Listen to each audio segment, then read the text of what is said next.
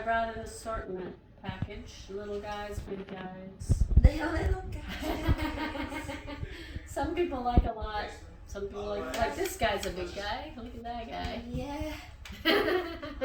That's a big guy.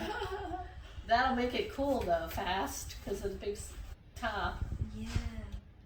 These hold their heat because of that refractory clay for some reason. I don't know. So where are you getting the clay if you don't Oh, get it? so from- I buy commercial clays, but I try different ones, and this last firing because. Do you go there and dig it with a shovel Yeah. and then load it into the truck, just Right. like loose? No, I put it in 5-gallon containers so I can lift it. And are you mixing it with the commercial clay? Yes. Yes. And I then am. are you still making your own glazes? Yes. From what do you make glazes? So I only use the glaze. I only use the liner glaze, right? This is just the glaze. The rest is just like a porcelain clay that I mix kind of like cooking. I'll mix some like feldspar in it and porcelain clay, and I'll mix. It depends on what I feel like. A different kind of like a kaolin clay, and depending on the clays, they pick up more reds or more tans or more yellows. Yes. But that's from the in the firing. clay. That's not from the glaze It's flying around all and I'm stuff. doing. The only thing that makes color in my work is iron. There's iron in the clay. There's iron in the clay. And what happens in the way I fire is that iron is pulled out to the surface and interacts with the ash and the fire and makes different colors. It has a spectrum. Iron can go anywhere from black, brown, purple, oranges, reds, yellows, tans.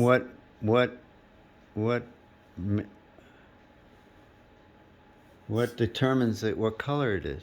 Right. Well, that's what we're all kind of learning, because what happens, you fire it. Well, what I'm trying to do is introduce something called reduction, which is robbing the atmosphere. Okay, so when you saw the smoky, it's robbed of enough oxygen to burn the fire. So if you rob the kiln of oxygen, it will seek, the fire has to keep burning.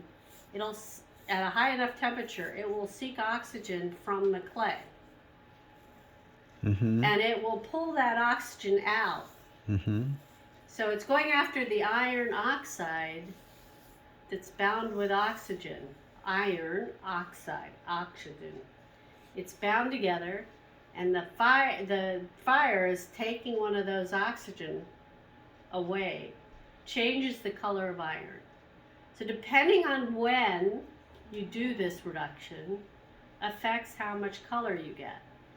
And because I stack the kiln, she's seen it in pictures, but you stack the kiln pot next to pot, sometimes the fire doesn't go certain places. So you're basically trying to get color, sometimes more color. Okay, the fire went this way, but not this way. This was protected against another pot. So you get more color where it's protected than where it gets directly hit by the flame, working its way through the kiln. Because the oxygen came from where it's protected?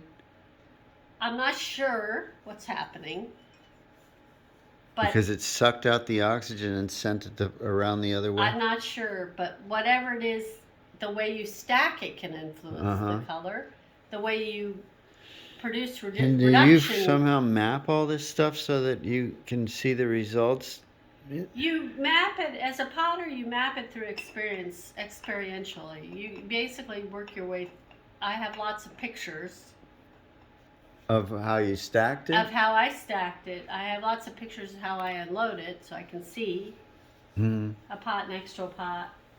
But one of the things about this type of firing is you just have to work. You just have to do a lot of So the uh, one, firings. the Every firing is different. the ones like the cones that I have and the one upstairs that's kind of tan and orange and white. There's no glaze on the outside of those? These are just a clay with a feldspar, and the gloss you see is how much I very much work to get a very fine ash that floats down on the pots early on in the firing, and that helps make the gloss. So all this is from ash falling. This is ash that's melting. and Different building woods up. make different ash, or Yeah. how do you? So you load it up with different woods as it's going Correct. to make a certain effect? Correct. Or to fire it fast or slow, or to build up. Like he probably now knows, different woods have different ember qualities. They will create coaling, and so in the case of my kiln, it's very important to not have too many coals, because if you have too many coals, you'll block the Feel like a queen. airflow. Queen. You know. Yeah, the lid on that guy is kind of funky, but it's okay. I can hear it. You know, I'm like, it doesn't quite seat, but that's okay. I did. Okay. Yeah, it's okay.